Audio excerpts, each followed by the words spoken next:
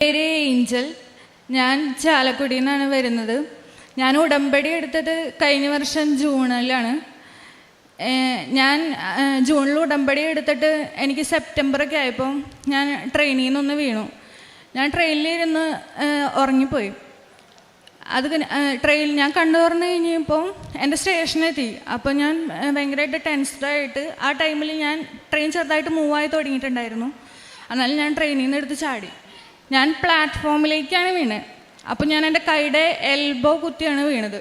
അപ്പോൾ എനിക്ക് കൈ ഒരേ പോസ്റ്ററിൽ തന്നെയാണ് എനിക്ക് പിടിക്കാൻ പറ്റുന്നുണ്ടായിരുന്നുള്ളൂ. അവിടെ നിന്ന് എനിക്ക് അനക്കാനൊന്നും പറ്റുന്നില്ലായിരുന്നു. അപ്പോൾ ഞങ്ങളുടെ അവിടുത്തെ സെൻറ്റ് ജെയിംസ് ഹോസ്പിറ്റലിൽ ചെന്നപ്പോൾ ഡോക്ടർ പറഞ്ഞു മസിൽസ് ബ്രേക്ക് ആയിട്ടുണ്ടെന്ന് തോന്നുന്നു, നമുക്ക് ചിലപ്പോൾ സർജറി വേണ്ട വരും.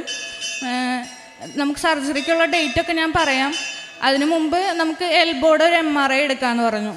അപ്പോൾ എൽബോയുടെ MRI എടുക്കുന്ന ടൈമിൽ ഞാനും അമ്മയും പ്രാർത്ഥിച്ചു, മാതാവേ ഞങ്ങൾക്ക് സർജറി ഒന്നും ഇല്ലാതെ, ചെറിയ പരിക്കുകളുണ്ടെങ്കിലും കുഴപ്പമില്ല, സർജറി ഒന്നും ഇല്ലാതെ ഞങ്ങൾക്ക് മാതാവ് ഞങ്ങൾക്ക് മാറ്റിത്തരണേന്ന് പറഞ്ഞു. MRIയുടെ റിസൾട്ട് വന്നു. MRIയുടെ റിസൾട്ട് വന്നു കഴിഞ്ഞപ്പോൾ അതിനകത്ത് ടിഷ്യൂവിന് ഡാമേജ് വന്നിട്ടുണ്ട്, എല്ല് പൊട്ടിയിട്ടുണ്ട്, മസിൽസ് സ്ട്രെയിൻ ആയിട്ടുണ്ട്. ഡോക്ടർ പറഞ്ഞു അവിടെ ഇനി ഡാമേജ് ആവാനായിട്ടൊന്നുമില്ല, തനിക്ക് ഭയങ്കര ലക്കുണ്ട്, മസിൽസ് ബ്രേക്ക് ആയിട്ടില്ല, സർജറി വേണ്ട, റെസ്റ്റ് എടുത്തു കഴിഞ്ഞാൽ കുറയുമെന്ന് പറഞ്ഞു. അങ്ങനെ ഞാനൊരു 1.5-2 മാസത്തോളം പ്ലാസ്റ്റർ ഇട്ട് ഞാൻ റെസ്റ്റ് എടുത്തിരുന്ന് പ്ലാസ്റ്റർ വെട്ടിയതിന് ശേഷം എനിക്ക് കൈ അനക്കുമ്പോൾ കൈ വേദനയായിരുന്നു എനിക്ക്. അപ്പോൾ ഞാൻ ഡോക്ടറോട് പറഞ്ഞു, ഡോക്ടർ എനിക്ക് ഇപ്പോഴും കൈ വേദനയാണ്, എനിക്ക് വേദന മാറിയിട്ടില്ല. അപ്പോൾ ഡോക്ടർ എന്നോട് പറഞ്ഞു, അപ്പോൾ താൻ എന്താ വിചാരിച്ചേ, ഇത്ര ഡാമേജ് ഉണ്ടായിട്ട് പെട്ടെന്ന് അനങ്ങാൻ പറ്റുമെന്ന് വിചാരിച്ചു, ഒരു 1 year എങ്കിലും എടുക്കും തൻ്റെ കൈക്ക് മുമ്പത്തെ പോലെ ബലം വരാനായിട്ട്. അപ്പോൾ 1 മാസം കഴിഞ്ഞിട്ട് എനിക്ക് CMAയുടെ ഇൻ്റർ എക്സാമാണ്. ഞാനപ്പോൾ എക്സാമിന് വേണ്ടി പ്രിപ്പയർ ചെയ്തുകൊണ്ടിരിക്കുകയായിരുന്നു. അപ്പോൾ ഞാൻ ഭയങ്കരമായിട്ട് ടെൻഷനായി. എനിക്ക് 1 മാസം കഴിഞ്ഞ് കഴിഞ്ഞാൽ എക്സാം എഴുതാൻ പറ്റില്ലല്ലോ എന്നുള്ളൊരു ടെൻഷനിൽ ഞാൻ ഭയങ്കരമായിട്ട് പ്രാർത്ഥിക്കാൻ തുടങ്ങി. അപ്പോൾ അമ്മ ഇങ്ങനെ ആയുർവേദശാലയിൽ നിന്ന് ഒരു കുഴമ്പെടുത്ത് ചൂടാക്കി എനിക്ക് ഒഴിഞ്ഞ് എല്ലാ ദിവസവും പറ്റി തരുമായിരുന്നു. അതിനകത്ത് അമ്മ ഇവിടുത്തെ തൈലം ഒഴിച്ചിട്ട് അമ്മ എനിക്ക് വിശ്വാസ പ്രമാണം ചൊല്ലി ഞാനും അമ്മയും കൂടി തൈലം പുരട്ടി എല്ലാ ദിവസവും പുരട്ടുമായിരുന്നു. അപ്പോൾ ഡോക്ടർ പറഞ്ഞത് 1 വർഷം എടുക്കും തൻ്റെ കൈക്ക് ആ ബലം തിരിച്ച് തൻ്റെ മുമ്പത്തെ പോലെ ബലം കിട്ടണമെന്നുണ്ടെങ്കിൽ ഇനി 1 വർഷമെങ്കിലും എടുക്കും എന്നാണ് ഡോക്ടർ എന്നോട് പറഞ്ഞത്. പക്ഷെ പരിശുദ്ധ അമ്മ എനിക്ക് 1 മാസത്തിനുള്ളിൽ എൻ്റെ എക്സാമിനുള്ളിൽ എനിക്ക് എൻ്റെ കൈക്ക് മുമ്പത്തേനേക്കാളും ബലത്തിൽ എനിക്ക് പൂർണ്ണമായ ആരോഗ്യത്തോട് കൂടിയിട്ട് അമ്മ എനിക്ക് സൗഖ്യം തന്നു. അതിനുശേഷം ഞാൻ ഉടമ്പടി പുതുക്കാനൊന്നും എനിക്ക് പറ്റിയില്ല. അതിനുശേഷം ഞാൻ ഇപ്പോൾ ഈ മെയിൽ 12-ാം തീയതി എനിക്ക് ഹിപ്പിന് ചെറിയൊരു പെയിൻ ഉണ്ടായിരുന്നു. അപ്പോൾ പെയിൻ എനിക്ക് ചെറുതായിട്ടേ ഉള്ളായിരുന്നു. അപ്പോൾ ഞാനത് വലിയ കാര്യമായിട്ട് എടുത്തില്ല, ഞാനതിങ്ങനെ മൈൻഡ് ചെയ്യാതെ നടന്നു. അപ്പം നടക്കുമ്പോഴാണ് എനിക്ക് പെയിൻ. അപ്പം ഞാൻ നടക്കുമ്പോൾ പെയിൻ വരുമ്പോൾ ഞാൻ കുറച്ച് നേരം ഇരിക്കും. അപ്പം എനിക്ക് പെയിൻ മാറും, പിന്നെ ഞാൻ നടക്കും, പിന്നെ പെയിൻ വരും, ഞാൻ ഇരിക്കും. അപ്പം ഞാൻ കാര്യമായിട്ടൊന്നും എടുത്തില്ല. അത് കഴിഞ്ഞ് കഴിഞ്ഞപ്പോൾ സൺഡേ എനിക്ക് നൈറ്റ് ഭയങ്കരമായിട്ട് പെയിൻ കൂടി വന്നു. കാലിലേക്ക് താഴേക്ക്, റൈറ്റ് ലെഗിൻ്റെ താഴേക്ക് പെയിൻ ഭയങ്കരമായിട്ട് കൂടിയിട്ട് മരയിപ്പൊക്കെ ആയി. അതിനുശേഷം എനിക്ക് ഞാൻ കാലനക്കുന്നുണ്ട്, മരയിക്കുന്നുണ്ടല്ലോ, അപ്പം ഞാൻ കാലിങ്ങനെ അനക്കുന്നുണ്ട്. അപ്പം എൻ്റെ ഉള്ളിൽ ഞാൻ എൻ്റെ കാലനക്കുന്നുണ്ട്, എൻ്റെ കാലനങ്ങുന്നുണ്ട്, ചെറിയ പെയിനാണ്. അപ്പോൾ കാലനക്കുന്നതിൻ്റെ പെയിനാണ്. ഞാൻ ഹോളിലായിരുന്നു ഇരുന്നിരുന്നത്. അപ്പം ഞാൻ ഹോളിലേന്ന് എഴുന്നേറ്റ് ഞാൻ എൻ്റെ റൂമിലേക്ക് പോകാനായിട്ട് നോക്കിയപ്പോൾ എനിക്ക് നടക്കാൻ പറ്റുന്നില്ല, ഒട്ടും അനങ്ങാൻ പറ്റുന്നില്ല എനിക്ക്. ഞാനൊരു 1/2 മണിക്കൂർ എടുത്തിട്ടാണ് എൻ്റെ റൂമിൻ്റെ ഹോളിൽ നിന്ന് ഞാൻ എൻ്റെ റൂമിലേക്ക് നടന്നെത്തിയത്. അപ്പം ഞാൻ റൂമിൽ ചെന്നിട്ട് അപ്പോൾ ഞാൻ ഭയങ്കര ശക്തമായ വേദനയാണ് എനിക്ക്. ഞാൻ കരഞ്ഞുകൊണ്ടിരുന്നിട്ട് എനിക്ക് എൻ്റെ അമ്മേനെ വിളിക്കാൻ പോലും പറ്റുന്നില്ല. അപ്പോൾ അമ്മ ശബ്ദം കേട്ട് വരുമ്പോൾ ഞാൻ ഇരുന്ന് കരഞ്ഞുകൊണ്ടിരിക്കുക. അപ്പം അമ്മ എന്നോട് ചോദിച്ചു, എന്താ പറ്റിയ നീ എൻ്റെ കരയണേന്ന് ചോദിച്ചു. അപ്പം ഞാൻ പറഞ്ഞു, അമ്മ എനിക്ക് ഭയങ്കര വേദനയാണ്. അപ്പോൾ ഞാനിങ്ങനെ കുറച്ച് ദിവസമായി പറയുന്ന വേദനയുണ്ട്. അപ്പം അമ്മ അത് കാര്യമായിട്ട് എടുത്തില്ല. അപ്പം അമ്മ പോയിട്ട് ഇവിടുത്തെ തൈലം എടുത്തുകൊണ്ട് വന്നിട്ട് അമ്മ പറഞ്ഞു, എവിടെ വേദന, ഞാൻ പുരട്ടി തരാമെന്ന് പറഞ്ഞു. അപ്പം അമ്മ തൈലം പുരട്ടിയപ്പോൾ എനിക്ക് അമ്മ തൊടുന്നോടത്ത് ഭയങ്കരമായ വേദനയാണ്. അമ്മ തൊടുന്നോടത്ത് എനിക്ക് എല്ലിന് ഭയങ്കര വേദനയാണ്. അപ്പം ഞാൻ പറഞ്ഞു, അമ്മ തൈലം പുരട്ടിയിട്ട് അമ്മ പൊക്കോ, എനിക്ക് ഉഴിയല്ല, എനിക്ക് ഭയങ്കര വേദനയാണെന്ന് പറഞ്ഞു. അപ്പം അമ്മ ലൈറ്റ് ഇട്ടിട്ട് ഞാൻ എൻ്റെ കാലിലേക്ക് നോക്കുമ്പോഴാണ് അറിയുന്നത് എൻ്റെ കാല് അനങ്ങുന്നില്ല. ഞാൻ അനക്കുന്നുണ്ട്, ഞാൻ എൻ്റെ ഉള്ളിലാണ് ഞാൻ വിചാരിക്കുന്നത് എൻ്റെ കാല് അനങ്ങുന്നുണ്ട് എന്നുള്ള രീതിയിൽ. പക്ഷെ എൻ്റെ കാല് അനങ്ങുന്നുണ്ടായിരുന്നില്ല. പെട്ടെന്ന് സഡൻലി ഞാനത് എൻ്റെ കാല് അനങ്ങുന്നില്ല എന്നുണ്ടെങ്കിൽ ഞാൻ ഭയങ്കരമായിട്ട് ഷോക്കായി, BP ഷൂട്ടായി. ഞാൻ ബോഡി ഫുള്ള് വിറയ്ക്കാൻ തുടങ്ങി. എനിക്ക് ഒട്ടും അനങ്ങാൻ പറ്റില്ല എന്നുള്ള രീതിയിലായി. അങ്ങനെ എൻ്റെ ചേട്ടൻ, എൻ്റെ ബ്രദർ കൂടി ഉണ്ടായിരുന്നില്ല വീട്ടിൽ. ചേട്ടനെ വിളിച്ചു വരുത്തി. ചേട്ടനോട് പറഞ്ഞു വേഗം വായോ, പെട്ടെന്ന് വായോ, അവൾക്ക് ഒട്ടും വയ്യ, എണീക്കാൻ പറ്റുന്നില്ല, കാലനങ്ങളില്ല എന്നാണ് പറയുന്നത്. അപ്പോൾ ചേട്ടൻ ഒരു ഓട്ടോ വിളിച്ച് ഹോസ്പിറ്റലിൽ കൊണ്ടുപോകാന്നുള്ള രീതിയിൽ ചേട്ടൻ വന്നേക്കുവാണ്. അപ്പോൾ ഞാൻ ഓട്ടോ പോയിട്ട് എനിക്ക് ആ ബെഡിൽ നിന്ന് എണീക്കാൻ പോലും പറ്റില്ല. അങ്ങനെ ഞങ്ങൾ ആംബുലൻസ് വിളിച്ചു. വീട്ടിൽ നിന്ന് തന്നെ സ്ട്രെച്ചറിൽ ചാലക്കുടി താലൂക്ക് ആശുപത്രിയിൽ കൊണ്ടുപോയി. അവിടെ ചെന്നപ്പോൾ ഡോക്ടർ പറഞ്ഞു ഓരോ നിമിഷവും വിലപ്പെട്ടതാണ്, നമുക്ക് എന്താ പറ്റിയേക്കണെന്ന് അറിയില്ല. വലത് കാലിന് ഒട്ടും ചലനമില്ല, സെൻസേഷൻ ഉണ്ട്, പക്ഷെ മൂവ്മെൻ്റ് ഒട്ടുമില്ല. ഡോക്ടർ കാലിൻ്റെ താഴെ എന്തോ വെച്ചിങ്ങനെ നന്നായിട്ട് പ്രസ് ചെയ്യുന്നത് എനിക്ക് അറിയാൻ പറ്റുന്നുണ്ട്. സെൻസേഷൻ ഉണ്ട്, പക്ഷേ അതിന് ഒരു മൂവ്മെൻറ്റും എനിക്ക് ഉണ്ടാവുന്നില്ല. ഡോക്ടർ പറഞ്ഞു എത്രയും പെട്ടെന്ന് മെഡിക്കൽ കോളേജിലേക്ക് എത്തിച്ചോ, എത്രയും പെട്ടെന്ന് എത്തിക്കാൻ പറ്റുമോ അത്രയും പെട്ടെന്ന് എത്തിച്ചോ എന്ന് പറഞ്ഞു. അങ്ങനെ ഞങ്ങൾ തൃശ്ശൂർ മെഡിക്കൽ കോളേജിൽ എത്തിച്ചു. അവിടെ ചെന്ന് കഴിയുമ്പോൾ അവർക്ക് വലിയ കാര്യമായിട്ടൊന്നും മൈൻഡില്ല. അവർ ഒരു സ്ട്രെച്ചറിൽ എന്നെ ഇങ്ങനെ കിടത്തേക്കുമായിരുന്നു. ഒരു 12 hours ഞാൻ അവിടെ ഒരു സ്ട്രെച്ചറിൽ ഒരു പെയിൻ കില്ലർ പോലും ഇല്ലാതെ വേദന സഹിച്ച് അനങ്ങാൻ പോലും പറ്റില്ലായിരുന്നു. അനങ്ങിക്കഴിഞ്ഞാൽ അവിടുത്തെ കാല് എല്ല് എനിക്ക് വേദനയായിരുന്നു. അങ്ങനെ ഒരു 12 hours ഞാൻ അവിടെ മെഡിക്കൽ കോളേജിൽ കിടന്നു. അതിനുശേഷം ഒരു 3:30-4 മണി ആയപ്പോഴാണ് അവർ പറയണേ എക്സ്റേയും CT സ്കാനിലൊന്നും കുഴപ്പമില്ല, അപ്പം നമുക്ക് MRI എടുത്ത് നോക്കാം. അതിന് മുമ്പ് നമുക്ക് 2 ദിവസം ഇവിടെ അഡ്മിറ്റായിട്ട് കിടന്നിട്ട് എങ്ങനെയുണ്ടെന്ന് നോക്കാം, എന്നിട്ട് നമുക്ക് ഫർദറായിട്ടുള്ള പ്രൊസീഡിങ്സ് എന്താണെന്ന് വെച്ച് ചെയ്യാമെന്ന് പറഞ്ഞു. അപ്പോൾ ഞങ്ങൾ പറഞ്ഞു ഓക്കെ ശരി. അപ്പോൾ അഡ്മിറ്റാക്കിയിട്ട് ഞങ്ങൾ വാർഡിൽ പോയി നോക്കിയപ്പോൾ കിടക്കാൻ സ്ഥലമൊന്നുമില്ല. അപ്പോൾ അവർ പറഞ്ഞു താഴെ കിടക്കേണ്ടി വരും, എങ്ങനെയാ അഡ്മിറ്റായിട്ട് താഴെ കിടന്നോന്ന് പറഞ്ഞു. അപ്പോൾ സ്ട്രെച്ചറിൽ നിന്ന് എഴുന്നേക്കാൻ പറ്റാത്ത എന്നോടാണ് താഴെ കിടക്കാൻ പറയുന്നത്. അപ്പം എൻ്റെ ബ്രദർ പറഞ്ഞു വേണ്ട, നമുക്ക് ഡിസ്ചാർജ് വാങ്ങി വീട്ടിൽ പോകാം, ഞങ്ങൾ വീട്ടിൽ പോയി റെസ്റ്റ് എടുത്തിട്ട് വരാമെന്ന് പറഞ്ഞു. വീട്ടിൽ ചെന്നു. അന്ന് രാത്രി പെയിൻ കില്ലറിൻ്റെ സെഡേഷനിൽ ഞാൻ ഉറങ്ങി. എനിക്ക് നല്ല പെയിൻ ഉണ്ട്, സെഡേഷനിൽ ഞാൻ ഉറങ്ങി. ഉറക്കത്തിലും എനിക്ക് നല്ല പെയിൻ ഉണ്ട്.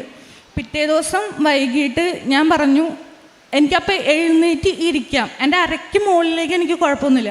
ഞാൻ പറഞ്ഞു ഹോസ്പിറ്റലിൽ പോവാം, ഇന്നലത്തെ പോലെ സ്ട്രെച്ചറിൽ ഹോസ്പിറ്റലിലേക്ക് പോകേണ്ട അവസ്ഥയിൽ വരണ്ട, നമുക്ക് ഹോസ്പിറ്റലിൽ പോകാമെന്ന് പറഞ്ഞു. അങ്ങനെ ഞങ്ങൾ അവിടെ നിന്ന് വെളുപ്പിനൊരു 2 മണിയൊക്കെ ആയി. അപ്പം ഞങ്ങൾ തൃശ്ശൂർ ജൂബിലി മിഷൻ ഹോസ്പിറ്റലിലേക്ക് ഞങ്ങൾ അവിടെ നിന്ന് പോയി. അവിടെ ചെന്നവർ ആദ്യം കാഷ്വാലിറ്റിയിൽ കേട്ടിട്ട് അവരെ ചോദിച്ചു എന്താ പറ്റിയെന്ന് ചോദിച്ചു.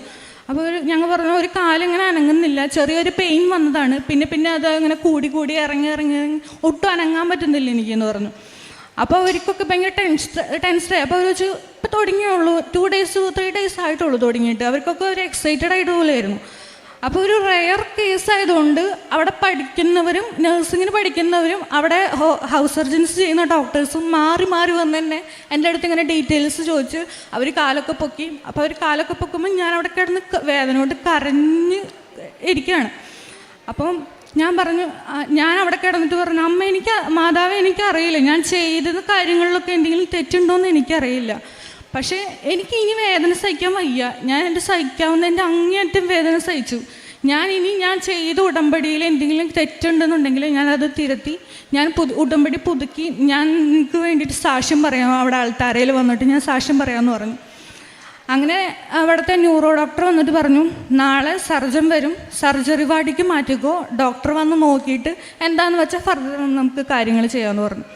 അപ്പോൾ അവർ പറഞ്ഞു ഇത്രയും പെയിനുള്ളതല്ലേ, അപ്പോൾ 5ാമത്തെ നിലയിലാണ് വാർഡുള്ളത്, അപ്പോൾ അങ്ങോട്ട് പോകുന്നതിന് മുമ്പ് നമുക്ക് MRI എടുത്തിട്ട് പോകാം, ഞങ്ങൾ സീനിയർ ഡോക്ടേഴ്സിൻ്റെ അടുത്ത് ഒന്ന് ചോദിച്ചു നോക്കട്ടെ എന്ന് പറഞ്ഞു. അപ്പോൾ സീനിയറുടെ അടുത്ത് വിളിച്ചിട്ട് അവർ പറഞ്ഞു ഇങ്ങനെ ഒരു കേസ് വന്നിട്ടുണ്ട്. അപ്പോൾ ഡോക്ടർ പറഞ്ഞു ഞാൻ നാളെ രാവിലെ വന്നിട്ട് നോക്കിയിട്ട് MRI എടുത്താൽ മതി എന്ന് പറഞ്ഞു. പിറ്റേ ദിവസം ഡോക്ടർ വന്നിട്ട് ആൾ റൗണ്ട്സിന് വന്നപ്പോൾ എന്നെ വന്നിട്ട് നോക്കിയിട്ട് പറഞ്ഞു MRI ഇപ്പം തന്നെ MRI എടുത്തു, എന്നിട്ട് നമുക്ക് സർജറിക്കുള്ള പ്രൊസീഡിങ്സ് നോക്കാമെന്ന് പറഞ്ഞു. അത്രയും പോലും അനങ്ങുന്നില്ല, ആളെത്രയും ഒട്ടും എക്സ്പെക്റ്റ് ചെയ്തിട്ടല്ലായിരുന്നു വന്നിരുന്നത്. എന്നിട്ട് ഡോക്ടർ അപ്പം ഞങ്ങൾ പ്രാർത്ഥിച്ചു. ഞങ്ങളിവിടെ കൊണ്ടിരുന്ന ബീന ചേച്ചിയുണ്ട്, ബീന ചേച്ചിനൊക്കെ വിളിച്ച് ഞങ്ങൾ പ്രാർത്ഥിച്ചു. അതിന് മുമ്പ് ഇവിടെ വണക്കമാസം ഞങ്ങൾ പറഞ്ഞ് ഏൽപ്പിച്ചു, ബുധനാഴ്ച ഇവിടെ വണക്കം വിളിച്ച് പറഞ്ഞു. എന്നിട്ട് ഞങ്ങൾ പറഞ്ഞു MRIയിൽ കുഴപ്പമൊന്നും ഉണ്ടാവരുത്, എനിക്ക് നടന്നാൽ മതി എന്ന് പറഞ്ഞു. അപ്പോൾ MRI ജൂബിലി മിഷൻ ഹോസ്പിറ്റൽ വലിയ ഹോസ്പിറ്റലാണ്. അപ്പം ഞാൻ ഗേറ്റ് 2-ലാണ് കിടക്കുന്നത്, ഈ MRI റൂം ഗേറ്റ് 8-ലാണ്. അപ്പം എന്നെ ഈ 2ാമത്തെ ഗേറ്റിൽ നിന്ന് 8ാമത്തെ ഗേറ്റിലേക്ക് ആംബുലൻസിലാണ് കൊണ്ടുവന്നത്. അപ്പോൾ ഈ എന്നെ പുതപ്പിൽ പൊക്കിയിട്ട് സ്ട്രെച്ചറിലേക്ക് ആക്കും, അവിടെ നിന്ന് ആംബുലൻസിൽ അതേ പുതപ്പിൽ നിന്ന് എടുത്ത് മാറ്റും, അതുപോലെ തന്നെ MRIയുടെ മെഷീനിൻ്റെ ഉള്ളിലേക്ക് കയറ്റും. അപ്പോൾ MRIൻ്റെ മെഷീൻ്റെ ഉള്ളിൽ കിടന്നിട്ട് ഞാൻ വിചാരിച്ചു ഇനി ഞാൻ ഇവിടെ നിന്ന് പോകുന്നു, ഒന്നില്ലെങ്കിൽ വീൽ ചെയറിലായിരിക്കും, അല്ലെങ്കിൽ സ്ട്രെച്ചറിൽ എന്നെ ഇവിടെ നിന്ന് കൊണ്ടുപോയിട്ട് എൻ്റെ വീട്ടിൽ കിടത്തും. എൻ്റെ കാലിന് എനിക്ക് അനക്കാൻ പറ്റുമെന്ന് എനിക്ക് തോന്നുന്നില്ല എന്ന് ഞാൻ അങ്ങനെ പ്രാർത്ഥിച്ചു. അപ്പോൾ എൻ്റെ അമ്മ എൻ്റെ കൂടെ MRI റൂമിലുണ്ട്. അമ്മ കാശുരൂപം കയ്യിൽ വെച്ചിരുന്ന് പ്രാർത്ഥിക്കുന്നുണ്ട്. ഞാനും MRIയുടെ മെഷീൻ്റെ ഉള്ളിൽ കിടന്നിട്ട് വിശ്വാസ പ്രമാണം ചൊല്ലുന്നുണ്ട്. അപ്പോൾ MRIയുടെ റിസൾട്ട് വന്നു. അതിനകത്ത് ചെറിയൊരു ഡിസ്കിന് ബൾജേ ഉള്ളൂ. പക്ഷേ അതുകൊണ്ട് ചെറുതായിട്ടേ ബൾജുള്ളൂ. അതുകൊണ്ട് ഇത്രയും കാലിനിങ്ങനെ വരേണ്ട കാര്യമില്ല, നമുക്ക് വേറെ എന്തെങ്കിലും കൂടെ നോക്കാം, അങ്ങനെയുള്ള രീതിയിൽ ഡോക്ടേഴ്സ് പറഞ്ഞു. അന്ന് രാത്രി അമ്മ എല്ലാ ദിവസവും ഇവിടുത്തെ ആരാധന വെച്ച് കാണുമായിരുന്നു. ആരാധന വെച്ച് കണ്ടിട്ട് അമ്മ ഈ ആരാധന എൻ്റെ കാലിൽ വെച്ച് പ്രാർത്ഥിക്കും. ഈശോയെ എന്നെ വന്ന് തൊട്ട് സുഖപ്പെടുത്തണേ, എൻ്റെ മകളെ വന്ന് തൊട്ട് സുഖപ്പെടുത്തണേ എന്ന് പറഞ്ഞ് അമ്മ എല്ലാ ദിവസവും പ്രാർത്ഥിക്കും. സാക്ഷ്യമൊക്കെ എൻ്റെ അടുത്ത് തലോണയുടെ അടുത്ത് വെച്ചിരുന്ന് കേൾപ്പിക്കും. അപ്പോൾ ഞാൻ എല്ലാ ദിവസവും സാക്ഷ്യമൊക്കെ കേൾക്കുന്നുണ്ട്. അപ്പോൾ ഞാൻ ഇങ്ങനെ ഒരു ദിവസം അമ്മ സാക്ഷ്യം കേൾക്കുമ്പോൾ ഒരു ചേച്ചി പറയാണ് ഇങ്ങനെ കിടപ്പിലാണ്. അപ്പോൾ ആ ചേച്ചി ഈ കട്ടിലിൻ്റെ 4 സൈഡിലും ഉപ്പൊക്കെ കൊണ്ടിടും, കാശുരൂപം. അപ്പോൾ കാശുരൂപം എൻ്റെ തലോണയുടെ അടിയിലുണ്ട്. ഞാൻ അഡ്മിറ്റായ അന്ന് മുതൽ കാശുരൂപം ഞാൻ കിടക്കുന്ന തലോണയുടെ അടിയിലുണ്ട്. അപ്പോൾ അങ്ങനെ ഉപ്പൊക്കെ കൊണ്ടിട്ടു അമ്മ. എന്നിട്ട് തൈലം വെച്ച് എൻ്റെ നെറ്റിയിൽ കുരിശൊക്കെ വരച്ച് തന്നു, വിശ്വാസ പ്രമാണമൊക്കെ ചൊല്ലി. അത് കഴിഞ്ഞിട്ടുള്ള സാക്ഷ്യം എൻ്റെ പ്രായമുള്ള അതേ ഒരു കുട്ടി വന്നിട്ട് അവൾ പറയുകയാണ്, അവൾ അമ്മയുടെ സ്വപ്നം കണ്ടു, അമ്മേനെ അറിഞ്ഞു, അമ്മ എൻ്റെ അടുത്ത് വന്ന് എനിക്ക് കൂടുതൽ വിശ്വാസത്തിലേക്ക് വന്നു. അപ്പം എൻ്റെ അമ്മ പ്രാർത്ഥിച്ചു. എനിക്ക് കുറച്ച് വിശ്വാസക്കുറവൊക്കെ ഉണ്ടാക്കിയിരുന്നു. അപ്പം എൻ്റെ അമ്മയെ പ്രാർത്ഥിച്ചു, മാതാവേ എൻ്റെ മോൾക്ക് വിശ്വാസത്തിലേക്ക് വരാൻ വേണ്ടിയിട്ട് നീ വന്ന് തൊട്ട് സുഖപ്പെടുത്തി അവളെ വിശ്വാസത്തിലേക്ക് കൊണ്ടുവരണമെന്ന് പറഞ്ഞ് പ്രാർത്ഥിച്ചു. അന്നൊരു 11 മണിയൊക്കെ ആയി കാണും.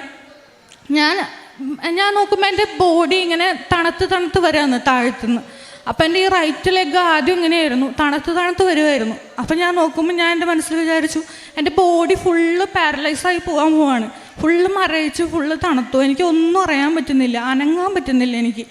ഞാനപ്പോൾ പറഞ്ഞു, മാതാവ് എൻ്റെ ബോഡി ഫുള്ള് നീ തളർത്തിക്കെടുത്താൻ പോവാണോ? എന്നിട്ട് ഞാൻ തന്നെ പറഞ്ഞു, ചിലപ്പോൾ മാതാവിന് അതായിരിക്കും ഇഷ്ടം, എന്നെ തളർത്തിക്കെടുത്തി അമ്മയ്ക്ക് വേണ്ടി സാക്ഷ്യം പറയാനായിരിക്കും, കുഴപ്പമില്ല എന്നുള്ള രീതിയിൽ അപ്പം ഞാൻ മയങ്ങിപ്പോയെങ്കിലും എൻ്റെ ഉള്ളിൽ എനിക്ക് ഓർമ്മയുണ്ട്. എന്നിട്ട് ഞാൻ കിടക്കുമ്പോൾ ഇങ്ങനെ ഒരു ചെറിയ എന്നെ അങ്ങനെ തട്ടിയിട്ട് അന്നേ എന്ന് പറഞ്ഞു വിളിക്കുകയാണ്. അപ്പം ഞാൻ അന്നേന്ന് വിളിക്കുന്നത്, എന്നെ ആരാ അന്നേന്ന് വിളിക്കുന്നത്? എൻ്റെ പേര് ഏഞ്ചൽ എന്നാണ്. അപ്പം എന്നെ ആരാ അന്നേന്ന് വിളിക്കുന്നത്? അപ്പം ഞാൻ കണ്ണ് തുറക്കാൻ നോക്കുമ്പോൾ എനിക്ക് കണ്ണ് തുറക്കാൻ പറ്റുന്നില്ല, നല്ലൊരു പ്രകാശമാണ് അടിക്കുന്നത്. അപ്പം ഞാൻ ഭയങ്കരമായിട്ട് ടെൻസ്ഡായി. അപ്പോൾ പ്രകാശം വരുന്നതിന് ഇങ്ങനെ അന്നേന്ന് വിളിക്കുന്നു. അപ്പം ഞാൻ ഭയങ്കരമായിട്ട് BP ഒക്കെ ഷൂട്ട് ചെയ്യുന്ന പോലെ എനിക്ക് തോന്നി. അപ്പോൾ അങ്ങനെ പ്രകാശം കുറഞ്ഞു വരുന്നുണ്ട്. അപ്പം ഞാൻ കാണുന്നത് ഘടികാരമുള്ള ഒരു രൂപമാണ്, സമയ ഘടികാരമുള്ള രൂപമാണ്. അപ്പോൾ ഇവിടെ വന്നിട്ട് എന്നെ ഏറ്റവും കൂടുതൽ സ്ട്രൈക്ക് ചെയ്തിട്ടുള്ള രൂപം, ഇവിടെ സൈഡിൽ അമ്മയുടെ ഒരു രൂപമുണ്ട്, സമയഘടികാരമുള്ള രൂപം. അതെനിക്ക് ഭയങ്കര ഇഷ്ടമുള്ളൊരു രൂപമാണ്. ഞാനിവിടെ വന്നിട്ട് കൂടുതൽ സമയം സ്പെൻഡ് ചെയ്യുന്നതും എനിക്ക് തോന്നുന്നു അവിടെ ആ രൂപത്തിൻ്റെ മുമ്പിലായിരിക്കും. അപ്പം എനിക്ക് മനസ്സിലായി അമ്മ എൻ്റെ അടുത്ത് വന്നു, എന്നെ തൊടാൻ വേണ്ടി വന്നിട്ടുണ്ടെന്ന് മനസ്സിലായി. അപ്പം അമ്മ എന്നോട് പറഞ്ഞു എണീറ്റ് നടക്കുന്നു. അമ്മ എൻ്റെ ഇടത് കയ്യിൽ അമ്മ മുറുക്കി പിടിച്ചേക്കുവാണ്. അപ്പം ഞാൻ അമ്മോട് പറഞ്ഞു, അമ്മ എനിക്ക് നടക്കാൻ പറ്റില്ല, എനിക്ക് ബലമില്ല, ഞാൻ വീഴും അമ്മ. അപ്പം അമ്മ എന്നോട് പറഞ്ഞു, നിൻ്റെ കൈ പിടിച്ചിരിക്കുന്നത് ഞാനാണ്, എണീറ്റ് നടക്കുമെന്ന് പറഞ്ഞു. അപ്പം ഞാൻ കിടക്കുക. ഞാൻ അമ്മോട് പറഞ്ഞു, അമ്മ എനിക്ക് എണീറ്റിരിക്കാൻ പറ്റില്ല, എനിക്ക് സ്വന്തമായിട്ട് എണീക്കാൻ പറ്റുന്നില്ല. അപ്പം അമ്മ എന്നെ പിടിച്ചിരുത്തുന്ന പോലെ എനിക്കൊരു ഫീൽ ഉണ്ടായി. എന്നിട്ട് അമ്മ എന്നോട് പറഞ്ഞു, ബാ എണീറ്റ് നടക്ക്. അപ്പോൾ ഞാൻ എണീറ്റു. അപ്പം ഈ പ്രായമായവർക്ക് സോഡിയം ഒക്കെ കുറഞ്ഞ പോലെ, ബലമില്ലാത്ത പോലെയാണ് ഞാൻ നിന്ന് ഫുള്ള് ഷിവർ ചെയ്യും, അങ്ങനെയാണ്. അപ്പം ഞാൻ എണീറ്റത് കണ്ടിട്ട് എൻ്റെ അമ്മച്ചേനോട് പറഞ്ഞു, അയ്യോ പൂവല്ലേ, നീ വീഴും, പൂവല്ലേ എന്ന് അമ്മ അങ്ങനെ പറയുന്നുണ്ട്. അമ്മ എന്നിട്ട് എന്നെ ബലമായിട്ട് പിടിച്ചു വച്ചേക്കുവാണ്, ഞാൻ നടന്നു പോയി വീഴാതിരിക്കാൻ വേണ്ടിയിട്ട്. അപ്പം ഞാൻ എൻ്റെ അമ്മോട് പറഞ്ഞു, അമ്മ പേടിക്കണ്ട, അമ്മ വിട്ടോ, എൻ്റെ കൈ പിടിച്ചിരിക്കുന്നത് പരിശുദ്ധ അമ്മയാണ്, അമ്മ വിട്ടോ, ഞാൻ വീഴില്ല എന്ന് പറഞ്ഞു. അപ്പം അമ്മ അത് കേട്ടപ്പോൾ അമ്മ മനസ്സിലായി, അമ്മ പ്രാർത്ഥിച്ച് മാതാവ് വന്ന് എൻ്റെ കൈ പിടിച്ചിട്ടുണ്ട്. അപ്പം അമ്മ എൻ്റെ കൈ വിട്ടു. ഞാൻ എന്നിട്ട് എൻ്റെ 2 കൈയും മാതാവിലേക്ക് കൊടുത്തു. എന്നിട്ട് മാതാവ് ബലമില്ലാതെ ഞാൻ ഇങ്ങനെ ഷിവർ ചെയ്താണ് നടന്നു പോകുന്നത്. ഞാൻ ഒരു 5-10 അടി നടന്ന് പോയിട്ടുണ്ടാവും. നടന്നു പോയി കഴിഞ്ഞിട്ട് അവിടെ ചെന്നിട്ട് അമ്മ മാതാവിനെ ചേർത്ത് പിടിച്ചു. കാരണം ഞാൻ 1 വർഷത്തോളമായിട്ട് അമ്മോട് ചോദിക്കുന്ന ഒരു ചോദ്യമുണ്ട്, അമ്മേ 1 വർഷത്തോളം മേലെ ആയിട്ട് ഞങ്ങൾക്ക് പ്രശ്നങ്ങളുടെ മേലെ പ്രശ്നങ്ങളും ആശുപത്രി കേസുകളും, ഇങ്ങനെ ഒരാൾക്ക് കഴിയുമ്പോൾ ഒരാൾക്ക് അങ്ങനെയാണ് വീട്ടിൽ. അപ്പം എന്തുകൊണ്ട് ഞങ്ങൾക്ക് മാത്രം എങ്ങനെ? ഞങ്ങൾ ചെയ്യുന്ന എന്തെങ്കിലും തെറ്റുകൊണ്ടാണോ? നീ എന്താ ഞങ്ങളെ കാണാത്തെ? ഞങ്ങൾ ഇത്രയൊക്കെ പ്രാർത്ഥിച്ചിട്ട് നീ എന്താ ഞങ്ങളുടെ വിളി കേൾക്കാത്തെ എന്നൊക്കെ ചോദിക്കുന്നുണ്ട്. അപ്പം അമ്മ എന്നെ ഇങ്ങനെ ചേർത്ത് പിടിച്ചിട്ട് എന്നോട് പറയുന്നത്, സങ്കടപ്പെടണ്ട, ഞാൻ നിൻ്റെ കൂടെ മുറുകെ കൈ പിടിച്ചിട്ടുണ്ട്. ഈ പ്രതിസന്ധി ഘട്ടവും നിൻ്റെ അടുത്ത് നിന്ന് കടന്നു പോവും. എൻ്റെ കൈ മുറുകെ പിടിച്ചിട്ട് അമ്മയുടെയും ചേട്ടൻ്റെയും കൂടെ വിശ്വാസത്തിൽ ജീവിച്ചാൽ മതിയെന്നും അമ്മ എന്നോട് പറഞ്ഞു. അതിനുശേഷം എനിക്ക് ബോഡി ഫുള്ള് തളരുന്ന ഫീലായിരുന്നു. അപ്പോൾ എന്നെ 2 പേര് ചേർന്ന് പിടിക്കുന്ന പോലെ എനിക്ക് തോന്നി. പക്ഷേ ആ റൂമിൽ എൻ്റെ അമ്മ മാത്രമേ ഉള്ളൂ. എന്നെ പിടിച്ചത് പരിശുദ്ധ അമ്മ തന്നെയാണ്. എൻ്റെ അമ്മച്ചി എന്നോട് പറഞ്ഞു, ഞാൻ പറഞ്ഞു നീ തളർന്നപ്പം ഞാൻ പറഞ്ഞു അമ്മ അവളുടെ ഫുള്ള് ബോഡി വെയിറ്റ് താങ്ങാനുള്ള ഇത് എനിക്കില്ല. അമ്മ കുറച്ച് പേഷ്യൻ്റാണ്, ഹാർട്ട് പേഷ്യൻ്റാണ്. അപ്പോൾ അമ്മയ്ക്ക് താങ്ങാനായിട്ട് പറ്റില്ല. എന്നെ അമ്മ തന്നെ വരണം. അപ്പോൾ എൻ്റെ അമ്മയാണ്, പരിശുദ്ധ അമ്മയും എൻ്റെ പെറ്റമ്മയും കൂടി താങ്ങിയിട്ടാണ് എൻ്റെ ബെഡിലേക്ക് കൊണ്ടിരുത്തുന്നത്. ബെഡിൽ കൊണ്ടിരുത്തിയിട്ട് ഞാൻ പൊട്ടി കരയുവാണ്. കാരണം എന്താണെന്ന് വെച്ച് കഴിഞ്ഞാൽ കടുകുമണിയോളം വിശ്വാസമുള്ള എന്നെ തൊടാൻ വേണ്ടിയിട്ടാണ് പരിശുദ്ധ അമ്മ ഇറങ്ങി വന്നേക്കുന്നത്. എന്നിട്ട് ആ അമ്മോട് ഒരു നന്ദി പറയാൻ പോലും എനിക്ക് പറ്റിയിട്ടില്ല. എനിക്ക് കുറച്ച് നേരത്തേക്ക് ഒന്നും സംസാരിക്കാൻ പറ്റുന്നില്ല, ഫുള്ള് ബ്ലാങ്കാണ് ഞാൻ അവിടെ ഇരുന്ന് കരഞ്ഞുകൊണ്ടിരിക്കുക. അപ്പം അമ്മ പറഞ്ഞു, എന്തിനാ കരയുന്നത്? അപ്പം ഞാൻ എൻ്റെ കൈയൊക്കെ ഇങ്ങനെ വെറുതെ വെക്കാൻ പറ്റില്ല, ഇങ്ങനെ ഷിവർ ചെയ്തുകൊണ്ടിരിക്കും. ഞാൻ അമ്മേനെ കാണിച്ചിട്ട്, അമ്മ എൻ്റെ കൈ ഷിവർ ചെയ്യുന്നില്ല, എനിക്ക് എൻ്റെ കാലനക്കാം, എനിക്ക് നടക്കാം, പരിശുദ്ധ അമ്മ വന്ന് എന്നെ തൊട്ടിട്ടുണ്ട് അമ്മേ അങ്ങനെ പറഞ്ഞു. എന്നിട്ട് ഞാൻ കൈ മണത്ത് നോക്കിയപ്പോൾ ഞാൻ അങ്ങനെ കൈ മണത്ത് നോക്കുക. അപ്പം റോസാപ്പൂവിൻ്റെ മണമാണ്. അപ്പം ഞാൻ എൻ്റെ അമ്മേനെ മണപ്പിച്ചിട്ട് ചോദിച്ചു, അമ്മയ്ക്ക് വല്ല മണം ഫീൽ ചെയ്യുന്നുണ്ടോ? അമ്മ പറഞ്ഞു, ഇല്ല, എനിക്കങ്ങനെ തോന്നില്ല. അപ്പം ഞാൻ അമ്മോട് പറഞ്ഞു, അമ്മ പരിശുദ്ധ അമ്മ പിടിച്ച സ്ഥലങ്ങളിലൊക്കെ എനിക്ക് റോസാപ്പൂവിൻ്റെ മണമാണ് എനിക്ക് ഫീൽ ചെയ്യുന്നത്. അങ്ങനെ ഞാൻ അമ്മോട് പറഞ്ഞു. അന്ന് ഞങ്ങളെല്ലാവരും വിളിച്ച് പറഞ്ഞു. അന്ന് രാത്രിയാണ്, ഒരു 12 മണി 1 മണിയൊക്കെ ആയി കാണും വെളുപ്പിന്. അപ്പം ഞങ്ങൾ അന്ന് തന്നെ എല്ലാവരും വിളിച്ചു പറഞ്ഞു, പരിശുദ്ധ അമ്മ വന്നു. അങ്കിള് UK അങ്കിളിനെ വിളിച്ച് പറഞ്ഞു. അങ്കിളിനെ വിളിച്ചിട്ട് പറഞ്ഞു, അങ്കിൾ ഞാൻ എണീറ്റു, പരിശുദ്ധ അമ്മ വന്നു എന്നെ തൊട്ടു. അങ്കിളിന് ഒരു മോളുണ്ട്, 10 വയസ്സ് അവൾക്ക്. അപ്പോൾ അവൾ എന്നോട് ചോദിച്ച്, ചേച്ചി മാതാവ് എങ്ങനെയാണ് ഇരിക്കുന്നത്? സുന്ദരിയാണോ കാണാൻ? എങ്ങനെയുണ്ട്? സൗണ്ടൊക്കെ എങ്ങനെയാണ്? എനിക്ക് ഇനി വരാണെങ്കിൽ എനിക്കും കൂടി കാണാൻ വരാൻ വേണ്ടിയിട്ട് എന്നോടൊന്ന് പറയുമെന്ന് പറഞ്ഞു. പിറ്റേ ദിവസം രാത്രി ഞാൻ കിടന്ന് ഉറങ്ങുന്ന ടൈമിൽ ആരോ എൻ്റെ അടുത്ത് സാക്ഷ്യം കേൾക്കുന്ന പോലെ എനിക്ക് തോന്നുകയാണ്. അപ്പോൾ എൻ്റെ അമ്മ കിടന്നുറങ്ങുമ്പോൾ എൻ്റെ അമ്മേനോട് പറഞ്ഞു, ഞാൻ ഉറങ്ങാൻ പോവാ, ഇത്രയും ദിവസം സമാധാനമായിട്ട് ഉറങ്ങിയിട്ടില്ല, ഇന്ന് ഞാൻ സമാധാനമായിട്ട് കിടന്നുറങ്ങാൻ പോവാന്ന് പറഞ്ഞിട്ടാണ് അമ്മ കിടക്കുന്നത്. അപ്പം ഞാൻ ഉറക്കത്തിലിങ്ങനെ സാക്ഷ്യം കേൾക്കുവാണ്. അപ്പോൾ ഞാൻ വിചാരിച്ചു, അമ്മ ഉറങ്ങിയില്ലേ ഇതുവരെ ആയിട്ടെന്ന് ചോദിച്ചാൽ ഞാൻ കണ്ണുറന്ന് നോക്കുമ്പോൾ അമ്മ കിടന്നുറങ്ങുവാണ്. അപ്പോൾ എനിക്ക് തോന്നിയതായിരിക്കും വിചാരിച്ച് ഞാൻ കിടന്നുറങ്ങി. അപ്പോൾ എനിക്ക് എൻ്റെ ചുവട്ടിലിരുന്ന് ആരോ പറയുന്നുണ്ട്, ഇന്നത്തെ യുവതലമുറയിലെ മക്കൾക്ക് സാക്ഷിയാവാൻ വേണ്ടിയിട്ട്, അമ്മയിൽ വിശ്വാസമില്ലാത്ത മക്കൾക്ക് അമ്മയിലേക്ക് തിരിച്ചു വരാൻ വേണ്ടിയിട്ട്, ഇവിടെ വന്ന് പ്രാർത്ഥിച്ചു പോയിട്ട് വിശ്വാസം നഷ്ടപ്പെട്ടിട്ട് പിന്നെ ഇങ്ങോട്ട് തിരിച്ചു വരാത്ത മക്കൾക്ക് വേണ്ടിയിട്ട് തിരിച്ചു വരാൻ വേണ്ടിയിട്ട് എന്നറിയുന്നവർക്ക്, അല്ലെങ്കിൽ എനിക്കറിയുന്ന 5-10 പേർക്ക് മാതാവിനെ അറിയാൻ വേണ്ടിയിട്ട്, അമ്മ പ്രത്യക്ഷീകരണത്തിൻ്റെ സാക്ഷിയാക്കാൻ വേണ്ടിയിട്ട് എനിക്ക് തന്ന വേദനയുള്ള ഒരു പ്രേക്ഷിത വേലയാണെന്ന് എന്നോട് ആരോ ഇങ്ങനെ ഇരുന്ന് പറഞ്ഞുകൊണ്ടിരിക്കുകയാണ്. അപ്പം ഞാൻ എൻ്റെ അമ്മോട് പറഞ്ഞു, അമ്മേ മാതാവ് ഇങ്ങനെ ഇരുന്ന് എനിക്ക് പറഞ്ഞിട്ടുണ്ട്, എനിക്ക് ഇവിടെ നിന്ന് ഡിസ്ചാർജ് ആയിട്ട് വേഗം കൃപാസനത്തിൽ പോയിട്ട് സാക്ഷ്യം പറയണം. അപ്പോൾ ഡോക്ടർ വന്നിട്ട് പറഞ്ഞു, ഞാൻ ഡോക്ടർ പറഞ്ഞു എൻ്റെ അസുഖമൊക്കെ മാറി, എനിക്ക് കുഴപ്പമില്ല. അപ്പോൾ ഡോക്ടർക്ക് വിശ്വസിക്കാൻ ഭയങ്കര ബുദ്ധിമുട്ട്, ഇത്ര സീരിയസ് ആയിട്ട് വന്നിട്ട്. അപ്പോൾ അവരെനിക്ക് ഒരു ഞരമ്പിന് ഒരു ടെസ്റ്റും കൂടി എഴുതി തന്നിട്ടുണ്ട്. അപ്പോൾ ഞങ്ങൾ പറഞ്ഞു, ഞങ്ങൾക്ക് ആ ടെസ്റ്റൊന്നും വേണ്ട, എനിക്ക് എഴുന്നേറ്റ് നടക്കാൻ പറ്റുന്നുണ്ട്, ഇങ്ങനെ മാതാവ് വന്ന് തൊട്ട് സുഖപ്പെടുത്തിയെന്ന് പറഞ്ഞു. അപ്പോൾ അവിടുത്തെ നഴ്സുമാരൊക്കെ പറഞ്ഞു. അപ്പോൾ അവർക്കൊക്കെ ഭയങ്കര വിശ്വാസമായി. അപ്പോൾ അവരൊക്കെ ഭയങ്കര സങ്കടത്തിലായിരുന്നു, ഇത്ര പ്രായമുള്ളൂ എന്നിട്ട് ഇത്ര ഇങ്ങനെ പാരലൈസ് ആയ പോലെ കിടക്കുകയാണ് എന്നുള്ള രീതിയിൽ അവരൊക്കെ ഭയങ്കര സങ്കടത്തിലായിരുന്നു. അത് കഴിഞ്ഞിട്ട് അപ്പോൾ ഡോക്ടർ പറഞ്ഞു, ഒരു കാര്യം ചെയ്യ്, ഒരു ദിവസം ഇവിടെ ഒബ്സർവേഷനിൽ കിടക്ക്, പിറ്റേ ദിവസം പോയാൽ മതി എന്ന് പറഞ്ഞു.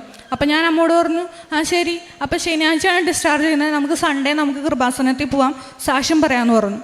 അപ്പോൾ എൻ്റെ ഉള്ളിലിരുന്ന് ആരോ പറയുവാണ്, വേണ്ട, ചേട്ടനെയും കൊണ്ട് പോയാൽ മതി, ചേട്ടൻ അന്ന് സൺഡേ വരാൻ പറ്റില്ല, അപ്പോൾ ചേട്ടനെയും കൊണ്ട് പോയാൽ മതി, ചേട്ടന് വിശ്വാസത്തിലേക്ക് വരണം, ചേട്ടനും ഇതുപോലെ വിശ്വാസമൊന്നുമില്ല, കുടുംബ പ്രാർത്ഥനയിലൊന്നും വരില്ല, പള്ളിയിലൊന്നും പോവില്ല, അങ്ങനെയൊക്കെ ചേട്ടൻ.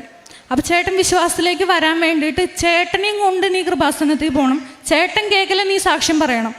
അപ്പം ഞാൻ പറഞ്ഞു, അമ്മ നമുക്കിപ്പോൾ പോണ്ട, ചേട്ടൻ വരുമ്പോൾ പോയാൽ മതി, നമുക്ക് ചേട്ടൻ എന്നാണ് വരാൻ പറ്റുന്നത് അന്ന് പോയാൽ മതി. അപ്പോൾ ചേട്ടൻ പറഞ്ഞിരിക്കുന്നത്, എനിക്ക് ഈ അടുത്തൊന്നും ലീവ് ഉണ്ടാവില്ല, എനിക്ക് ഈ സൺഡേയും പോകേണ്ടി വരും, അപ്പോൾ നിങ്ങൾ ബസ്സിന് പോയി പോരേന്നാണ് ചേട്ടൻ പറഞ്ഞിരുന്നത്. മാതാവ് അതിന് അവസരം തന്നു. ഇന്നത് ഞാനിവിടെ എൻ്റെ 2 കാലിൽ വന്ന് നിന്നിട്ടാണ് സാക്ഷ്യം പറയുന്നത്. ഈ അൾത്താരയിൽ വന്നിട്ട് നിന്ന് സാക്ഷ്യം പറയാൻ തന്ന മാതാവിന് ഒരുപാട് നന്ദി. ഞാൻ എൻ്റെ പ്രേക്ഷിത വേലയായിട്ട് ചെയ്തുകൊണ്ടിരുന്നത് പൊതിച്ചോറ് കൊടുക്കലായിരുന്നു. പൊതിച്ചോറ് എൻ്റെ വീട്ടിൽ കുറച്ച് 2-3 പൊതിച്ചോറുണ്ടാക്കും. പിന്നെ ഞങ്ങളുടെ അയൽവക്കത്തൊക്കെ പറഞ്ഞ് കുറച്ച് പൊതിച്ചോറൊക്കെ കളക്ട് ചെയ്യും. എന്നിട്ട് ഞങ്ങളുടെ ചാലക്കുടിയിൽ തന്നെ ഇങ്ങനെ ഭിക്ഷാടനം നടത്തുന്നവർ അല്ലെങ്കിൽ അങ്ങനെ വഴിയരികിലുള്ളവർ അവർക്കൊക്കെ കൊണ്ട് ഭക്ഷണം കൊടുക്കും. ഞങ്ങൾ അങ്ങനെയായിരുന്നു പ്രേക്ഷിത വേല ചെയ്തുകൊണ്ടിരുന്നത്. പത്രമൊക്കെ കൊടുത്തുകൊണ്ടിരുന്നത് അവിടെ ചാലക്കുടി ഗവൺമെൻറ് ഹോസ്പിറ്റലിൽ അവിടുത്തെ രോഗികളുടെ അടുത്തൊക്കെ പോയി ഞങ്ങൾ സംസാരിച്ച് അവരുടെ വിഷമങ്ങളൊക്കെ അറിഞ്ഞ് പിന്നെ ഞങ്ങൾ അവർക്ക് പത്രമൊക്കെ കൊടുക്കും. അവരെ കാണാൻ വരുന്നവർക്കൊക്കെ പത്രമൊക്കെ കൊടുക്കും. ഇത്രയും വലിയ അനുഗ്രഹങ്ങൾ തന്ന് എന്നെ അനുഗ്രഹിച്ച പരിശുദ്ധ അമ്മയ്ക്കും തിരുക്കുമാരനും ഒരുപാട് നന്ദി. പുറപ്പാടിൻ്റെ പുസ്തകം 33:19